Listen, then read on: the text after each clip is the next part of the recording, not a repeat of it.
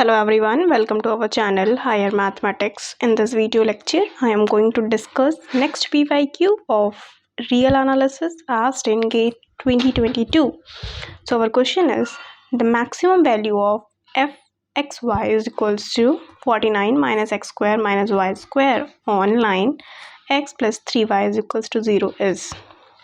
So here this function fxy is equals to this f of xy is equals to 49 minus x square minus y square. So this is a function on two variable. So and we have a condition that x plus 3y is equals to 10. By using this condition we can convert this into one variable. So we will put x is equals to 10 minus 3y. So what this equation become? This equation become 49 minus y square minus of 10 minus 3y square. After solving this, what we get? 49 minus y square minus 100 plus 60y minus 9y square. Further simplify this, what we get? Minus 10y square, that is f is equals to minus 10y square, and here this plus 60y minus 51. So this is converted into function of one variable. So first we differentiate with respect to y. First derivative of y, what do you get?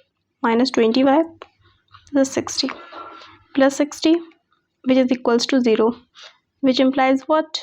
Y is equals to 3. Now we will check if this second order derivative is greater than or less than 0. If it is less than 0, then we will get maximum at this y is equals to 3. So further we differentiate with this with second derivative. So this is minus 20, which is less than 0, which implies what? Y is equals to 3 is maximum, is a maximum point. So for the function in two variable we have to find x also. So here we put the value of y. What we get? X is equals to 10 minus 3 into 3, which is equals to x is equals to 1. So we get x is equals to 1, y is equals to 3. We will put in the function f of 1 comma 3. We get the maximum value at 1 comma 3. So we will put the value at x is equals to 1 and 3 in this function. What do we get? 49 minus 1 minus of 9, so which is equals to 39. So option C is correct. So this is option 39. This is a solution of this question. Based on maximum minima of two variable, we will convert into one variable, find the condition where it is maximum minima, and find the point of maximum minima, and then put in the function and find the value of maxima. So this is the solution of this question. If you like this video, hit the like button, and for more such video you can subscribe my channel. Thank you for watching.